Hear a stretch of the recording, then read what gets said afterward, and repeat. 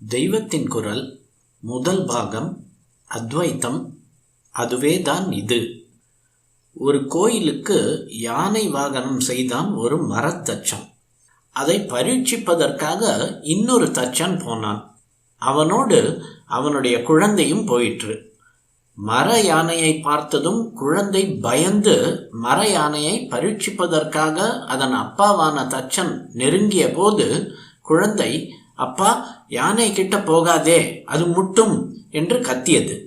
தச்சன் குழந்தையிடம், இது மர பொம்மைதான், முட்டாது என்று சொல்லி சமாதானம் செய்து அதையும் யானைக்கு பக்கத்தில் அழைத்து போனான். குழந்தைக்கு அந்த வாகனம் அசல் யானையாகவே இருந்தது. அது மரம் என்கிற ஞானத்தை குழந்தையிடமிருந்து மறைத்தது அது யானையாக்கும் என்கிற நினைப்பு. அதே சமயத்தில் அது தத்ரூபம் யானை மாதிரி இருந்தும் கூட தச்சன் பயப்படாததற்கு காரணம் அதன் யானை தன்மை அவனை பொறுத்த மட்டில் மறைந்து அது மரம்தான் என்கிற அறிவு இருந்ததே ஆகும். மரத்தை மறைத்தது மாமத யானை, மரத்தில் மறைந்தது மாமத யானை என்று இந்த இருவர் நிலையையும் திருமூலர் திருமந்திரத்தில் சொல்லியிருக்கிறார். திருமூலர் பெரிய யோகீஸ்வரர். பெரிய தத்துவங்களை லகுவாக சொல்லிவிடுவார் அவர். அவரது திருமந்திரத்தில்தான் மேலே சொன்ன வாக்கு இருக்கிறது.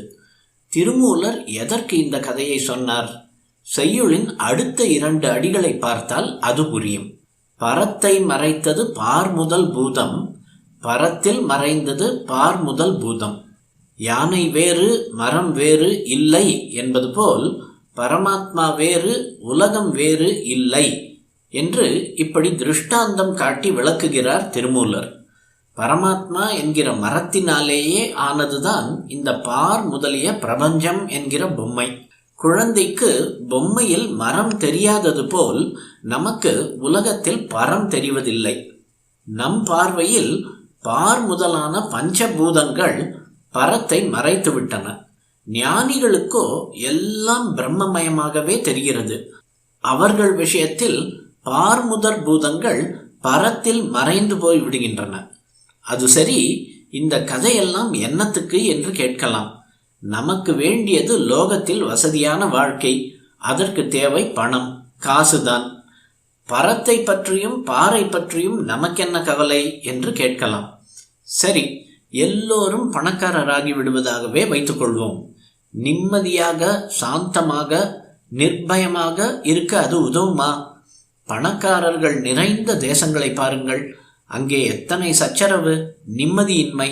எல்லோருக்கும் நிறைய பணம் வந்துவிட்டாலும் ஒவ்வொருவனுக்கும் மற்றவனை விட அதிகம் இருக்க வேண்டும் என்கிற ஆசையும் அதனால் போட்டியும் சச்சரவும் இருந்து கொண்டேதான் இருக்கும். நமக்கு வேண்டிய சௌகரியம் இருந்தால் மட்டும் போதாது, இன்னொருத்தனை விட அதிகமாக இருக்க வேண்டும் என்ற போட்டி மனப்பான்மையே மனித சுபாவம். எல்லோருக்கும் எல்லா சௌகரியங்களுக்கும் சமமாய் கிடைக்கும் என்றால் கூட அது தனக்கே முதலில் கிடைக்க வேண்டும் என்று ஒவ்வொருத்தரும் போட்டி போடுவார்கள். உதாரணமாக ஒரு சின்ன விஷயம், இந்த மடத்திலேயே பாருங்கள்.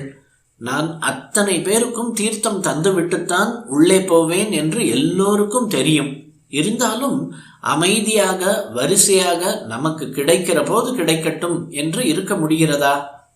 கிடைத்தால் மட்டும் போதாது, முதலில் கிடைக்க வேண்டும் என்று ஒருவரை ஒருவர் இடித்து கொண்டு விழுந்து வாரி சண்டை போட்டு கொண்டுதானே வருகிறீர்கள். இம்மாதிரி போட்டி இருக்கிற வரையில் மன நிறைவு யாருக்கும் உண்டாகாது. பொருளாதார வசதி மட்டும் உண்டாவதால் இந்த போட்டி குறையாது. போட்டி போக வேண்டுமானால் போட்டி போட இன்னொரு வஸ்துவே இல்லை என்ற ஞானம் வர வேண்டும். அப்போதுதான் சாந்தியோடு நிறைந்து வாழலாம். ஆகையால் ஞானமெல்லாம் எதற்கு என்காமல் எப்போதும் சாஸ்வதமாய் செய்ய வேண்டிய காரியம் ஆத்ம விசாரம்தான். உலக துன்பங்களை விலைக்கு வாங்கிக் கொள்ளாமல் இருக்க வேண்டுமானால் இந்த உலகம் என்பது நாம் நினைக்கிறபடி இல்லை. இதுவே சிவமயமானது. அது வேறு, இது வேறு அல்ல. மரமே யானை, பாரே பரம் என்ற நினைப்பு இருந்து கொண்டே இருக்க வேண்டும். இந்த ஞானம் இல்லாவிட்டால் எத்தனை பொருளாதார முன்னேற்றம் வந்தாலும் லோகம் இருட்டில் அகப்பட்டு கொண்டிருப்பதாகவே அர்த்தம். இருட்டை விரட்டும் ஞான பிரகாசத்தை அடைகிற பிரயாசையை நாம் ஒருபோதும் தளரவிடக்கூடாது. சூரியன் போனால் கூட பாதகமில்லை. இந்த ஞான ஒளி நம்மை விட்டு ஒருபோதும் போக விடக்கூடாது.